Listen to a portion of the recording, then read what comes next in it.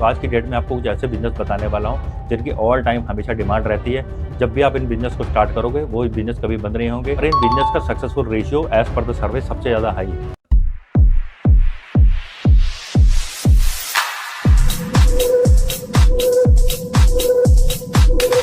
दोस्तों नमस्कार। आज की डेट में हर इंसान बिजनेस करना चाहता है। बहुत सारे लोग बिजनेस स्टार्ट तो कर देते हैं लेकिन उनको पता नहीं होता है, उनको ये नहीं पता होता वो कौन सा बिजनेस स्टार्ट करें और वो बिजनेस कितना ग्रो करेगा या इन फ्यूचर में जाके बंद ना हो जाए। तो आज की डेट में आपको कुछ ऐसे बिजनेस बताने वाला हूँ जिनकी ऑल टाइम हमेशा डिमांड रहती है।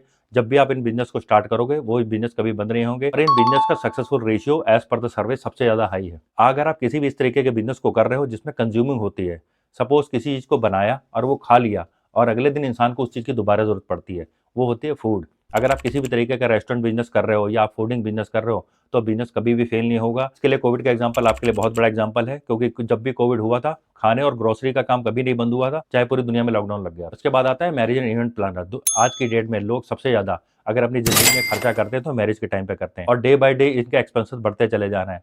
इंडियन वेडिंग दुनिया में मानी हुई वेडिंग्स है जिनमें लोग सबसे ज्यादा पैसा खर्चा करते हैं। आज की डेट में तो ये सिचुएशन तक आ गई है कि लोग अपना शादी करने के लिए भी लोन ले रहे हैं।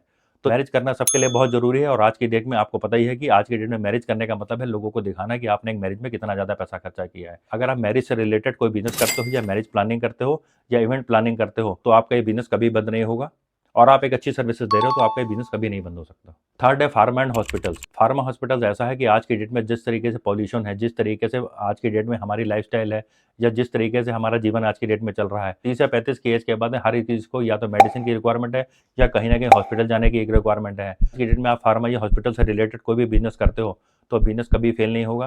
आप छोटी छोटी मेडिकल शॉप खोल सकते हो, छोटे छोटे हॉस्पिटल खोल सकते हो, जैसा आपका बजट है उस तरीके से आप अपने बिजनेस में पैसा लगा सकते हो और उतना बेहतर उतर सकते हो। इसके बाद आता है एजुकेशन और कोचिंग बिजनेस।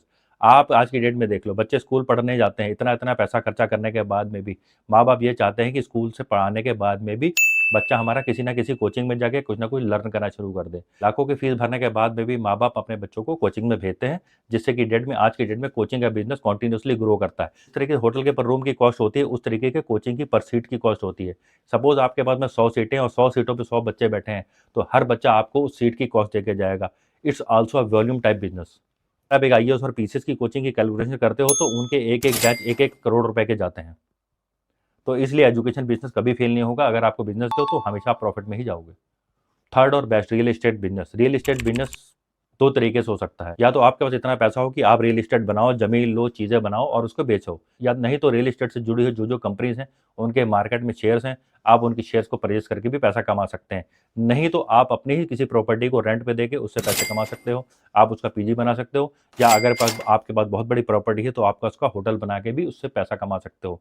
ये सारे बिजनेस ऐसे हैं, एज पर सर्वे इन सारे बिजनेस के फेल होने के चांसेस बहुत ज़्यादा कम है। तो आपको कभी भी बिजनेस शुरू करना है तो इन्हीं में से आप कोई बिजनेस को अगर आप शुरू करोगे तो आपके बिजनेस के फेल होने के चांसेस बहुत कम हो जाएंगे।